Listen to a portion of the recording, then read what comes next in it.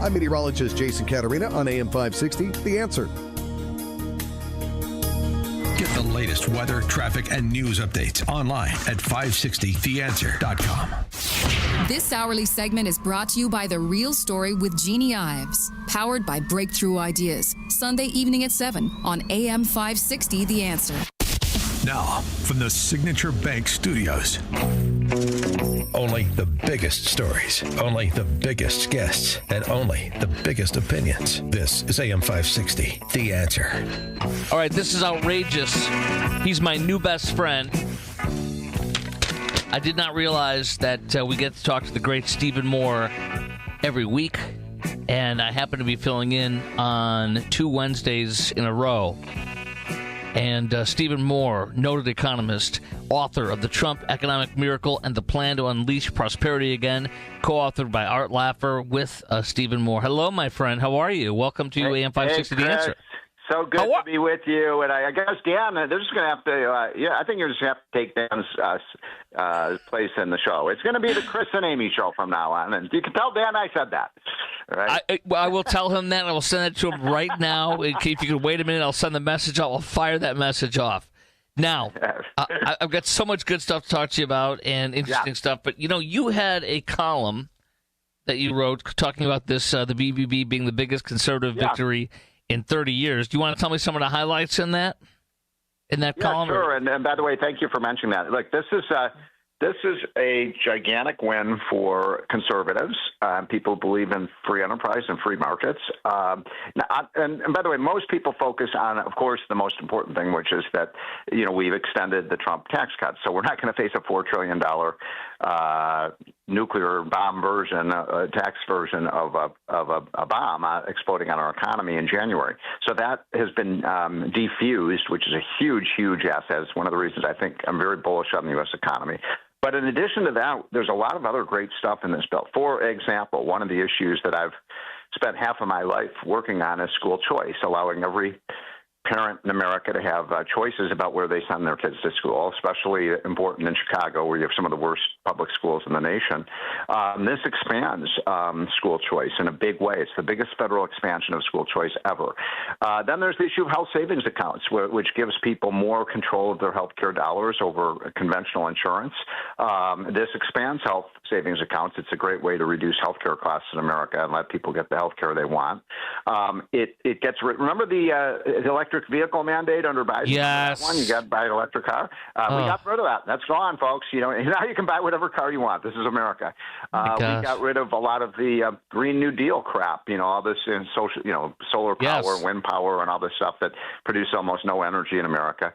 Right. And then there were things like the fact that now businesses can when they build a factory in the United States or invest in research or invest in workers, they can write those expenses off, which is going to be a big boon to American competitiveness. I can go on, but this is a really important bill. Oh, the other one is that it has work requirements for Medicaid and for food stamps. And this is something that is really important. We did work requirements back in the 90s when Bill Clinton was president. He signed the bill into law. If you're going to get a government handout, you should have to be either working in a job or looking for a job or in a training program. The idea that people can get free health care or free food and sit at home and play computer games all day, no, those days are over. Now, I know the Democrats are howling in protest. Oh, my God, this is cruel. Did you know this is cruel to require people? I have one of these. I have one of those. You want to? I got it. I've been saving this one just for you. Okay. I could have talked about this article. I could have talked about this on my own, but I wanted to save it for you, my friend. This is from NBC5. Illinois officials blast Medicaid SNAP cuts in big, beautiful bill. Listen to this. Listen to this turd. Congressman Sean Casten from the 6th District of Illinois. Listen to this. Okay. Stephen, people are going to die! People are afraid, as they should be. People are going to die. Life expectancies are going to fall. People are going to go hungry. Hospitals are going to shut down. All so that Donald Trump can pay less in taxes. Stephen, you're killing people! Stop it! I don't know, Chris, if you ever read Babylon Bee. It's the humor column, and they do the humor cartoons every day, and they have a great one. And it's yesterday's headline is 3 million people already dead from the Republicans. Yes, yes, we need it more. I want more people dead. It's blood in the streets, folks. I mean, my God, we're requiring people to work. Oh, how heartless that is. So and by the way, a lot of Americans actually believe that. That's what's really scary. Is that, polls show about 40% of Americans actually believe people will die. Poor fools. We're cutting taxes. So anyway, but it's a very important bill. It's going to help generate a lot of growth in the economy. And look, I know a lot of my conservative friends who are listening to this show because I hear from them all the time. Their complaint, and this is a legitimate one, Chris, is, well, what about the budget deficit? What are we going to do about that? And I agree with them. We should have cut more spending. Okay, yes, I'm holding up my hand. I'm putting on the Bible. Yes, we should have cut more spending in this bill. We did the best we could. We only have a 1-seat majority in the Senate, or 2 or 3-seat majority in the Senate, and a 2-seat majority in the House. So we're slim margins, and we did the best we could. But when you get more economic growth, you get more revenues in. When you get more revenues in, the deficit falls. So that's my story, and I'm sticking to it. Stephen Moore, Trump economist, Trump advisor. A couple things. With this clown that says Democrat rep Kasten saying people are going to die, life expectancy falls, people going hungry, hospitals shutting down. So that Trump can pay less in taxes. Few things on this. Number one, you can't make this. Are you? No. Is this satire, or is this true? Exactly. Here's a couple of things. I did a little bit of homework. The Trump tax cuts, by being they're permanently enshrined now, is my understanding. People that make $50K to $100K are going to get 17% reductions in taxes. That's what they get with the Trump tax cuts. That is not for Trump's taxes. People that make $100K to $500K will see a 13% reduction. So you're seeing bigger reduction in 50 to 100K. Number two, they're saying up to 11 million people could lose their health insurance by 2034. What I have is this for the Wall Street Journal: 7.8 million people that are on health care that are going to lose it, quite possibly. 4.2 million because they're a bum. They don't want to work, even though they're able-bodied and healthy. They don't have a person to care for at their house. 1.6 million of them are illegals, and the rest are available for Obamacare or something else. Talk to me about all my statistics. Oh, one more thing. From Ted Dabrowski from Wire Points. I saw him on PBS WTTW Channel 11, and he said that, for example, Medicaid expansion, they added 700,000 single, healthy, able-bodied, working-age people. In Illinois, before COVID in 2000, 1.4 million on Medicaid, now 3.4 million. Stunning. Talk to me on all that. So those numbers are all correct, and this is, by the way, these are not the numbers I'm going to give you are not my numbers. They're not the numbers of Donald Trump. They're the numbers from the government's own auditors. Okay, the federal government's own auditors told us last year.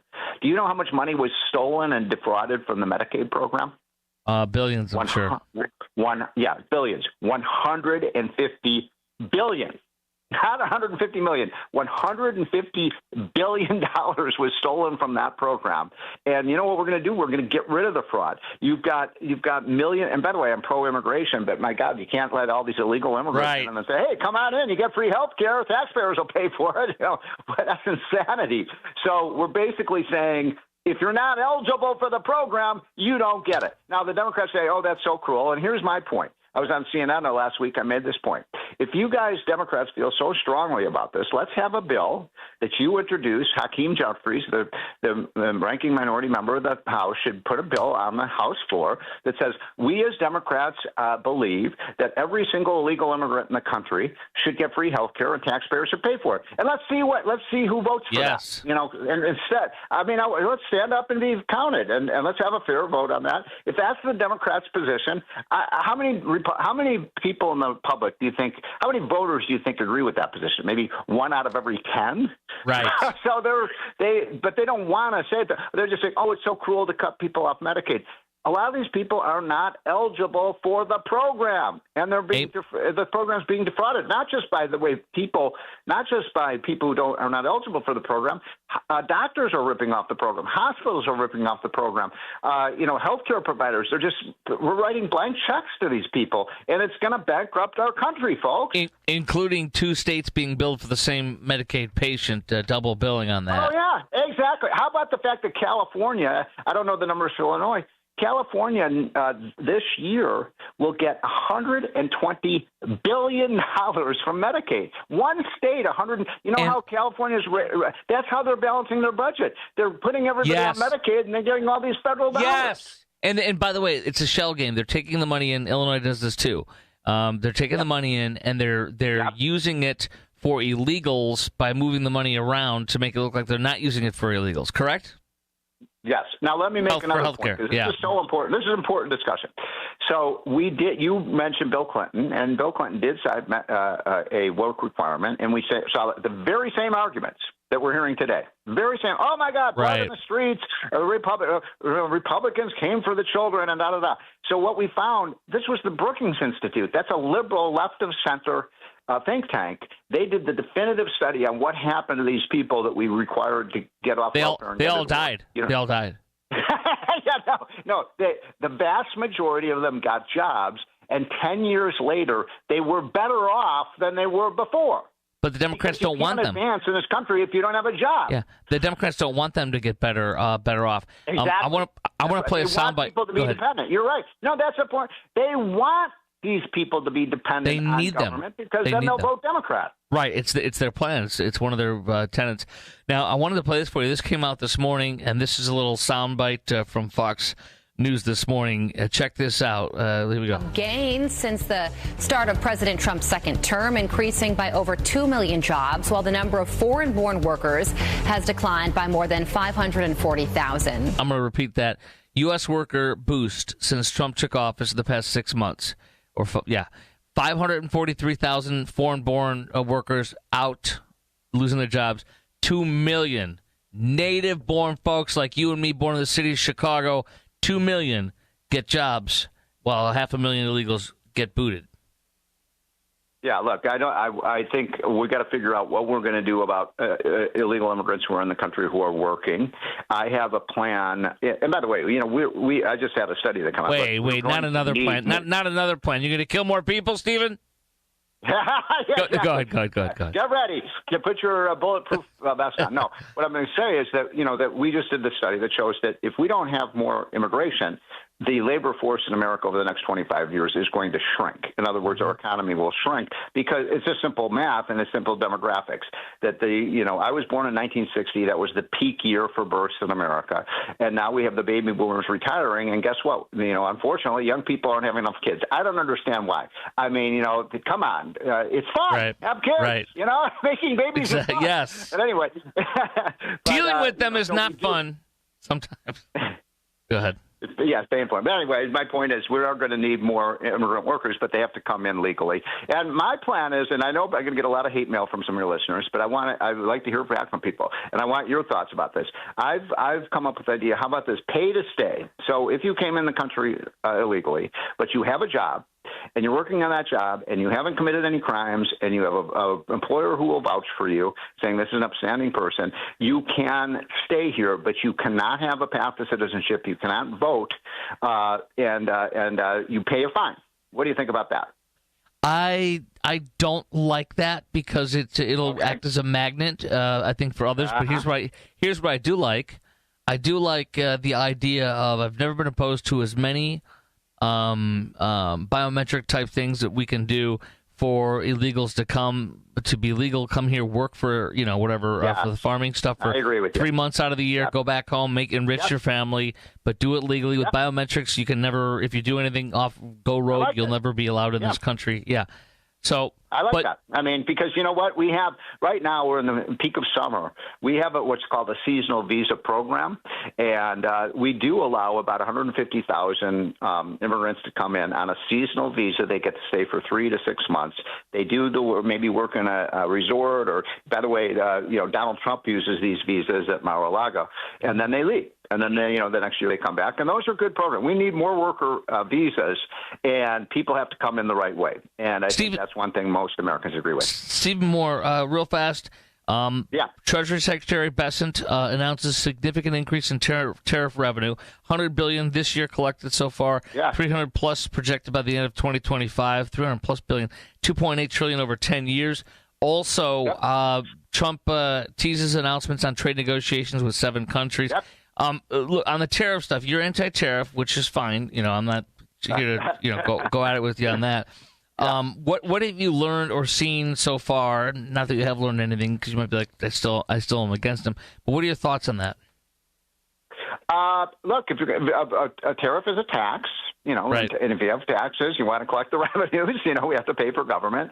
And so what Trump is doing is saying, look, we're going to cut income taxes. We're going to raise tariffs on things. So in other words, cut taxes on things that are made in the United States and then raise tax on things that are made outside the United States. I kind of like that idea. And here's the thing, those people say, oh, this budget is going to increase the deficit. You've read this, $3 trillion, right? You've heard about that? Yeah, $3 trillion. Well, wait a minute. That's not taking into account any of the revenues we're going to get from the tariffs. And what kind of math is that? So, we're getting hundreds of billions of dollars in from tariff revenues, and they're not even counting that. So, folks, when you hear this phony baloney argument that the Republican budget is going to increase the deficit by $3 trillion, guess what? They're lying.